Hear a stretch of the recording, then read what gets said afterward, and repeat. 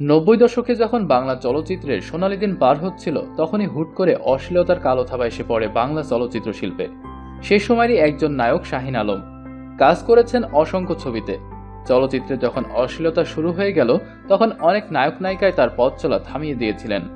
অশ্লীলতার যুগে নায়িকাদের পাশাপাশি যে সকল নায়কের নাম উচ্চারিত হতো, তাদের মধ্যে শাহিন আলম অন্যতম। চলচ্চিত্রে ক্যারিয়ার গড়ার লক্ষ্যে ইতিবাচক অভিনয়ের মাধ্যমে যাত্রা শুরু করলেও অশ্লীলতা স্রোতে গা ভাসানো থেকে নিজেকে দূরে রাখতে পারেননি।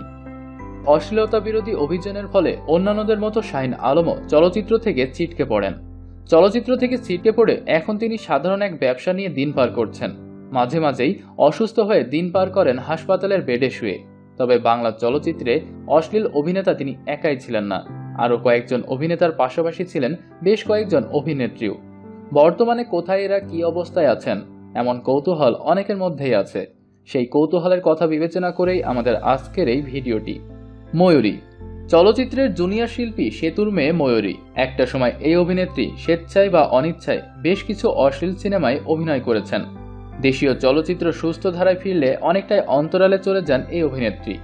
চলচ্চিত্র সম্পর্কে কথা বলতে না চাইলেও শেষ পর্যন্ত এতটুকু জানান তিনি চলচ্চিত্রে আর ফিরবেন না।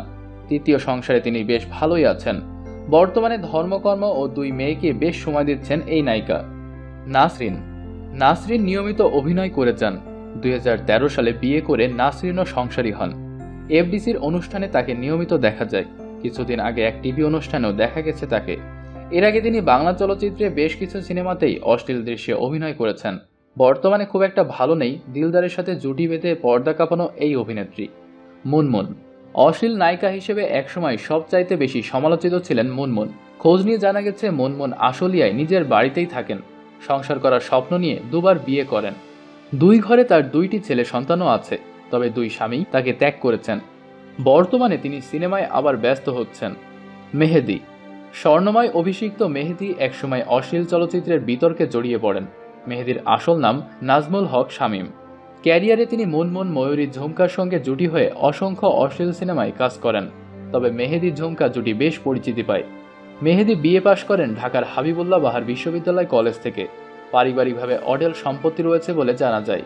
বনেদি পরিবারের ছেলে মেহেদীর পুরান ঢাকায় ব্যবসা রয়েছে পেট্রোল পাম্প। বিয়ে করেছেন পুরান ঢাকার মেয়ে ফারজানাকে। স্ত্রী গৃহিণী।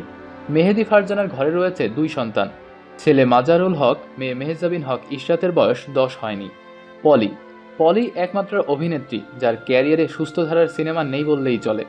পলি অভিনীত প্রায় 113টি ছবি মুক্তি পেয়েছে। তার সব সিনেমাই অশ্লীলতায় ভরপুর। পলি এখন গুলশানে নিজের ফ্ল্যাটে থাকেন। দুটি যমজসহ তার 4 সন্তান রয়েছে। সাহারাও ক্যারিয়ারের শুরুতে অশ্লীলতার সাথে যুক্ত হলেও পরবর্তীতে ভালো ছবির সঙ্গে যুক্ত হন। শাকিব খানের সঙ্গে জুটি হয়ে বেশ কিছু হিট ছবি উপহার দেন। 2013 সাল পর্যন্ত নিয়মিত অভিনয় করেছেন। ওই বছরের শেষ দিকে এক প্রযোজককে গোপনে বিয়ে করে চলচ্চিত্র ছাড়েন। এছাড়াও ডিপজল, শিবা শানু, মিশা সওদাগর, ইলিয়াস কোবরারাও চুটিয়া অশ্লীল দৃশ্যে অভিনয় করতেন। তবে এখনকার সময়ে তাদের সকলেই নিজেদের সাধু বলে অন্যদের উপর দোষ চাপাতে ব্যস্ত হয়ে পড়েন। প্রিয় ভিউয়ার্স, বাংলা সিনেমায় অশ্লীলতার কালো থাবা পড়ার পেছনে আপনি কাকে সবচাইতে বেশি দায়ী করবেন? ভিডিওর কমেন্ট বক্সে কমেন্ট করে জানিয়ে দিন তার নাম, এবং ভিডিওটিতে একটি লাইক দিন ও শেয়ার করুন। আরও এমন নানান অজানা তথ্য জানতে আমাদের চ্যানেলটি সাবস্ক্রাইব করে আমাদের সাথেই থাকুন।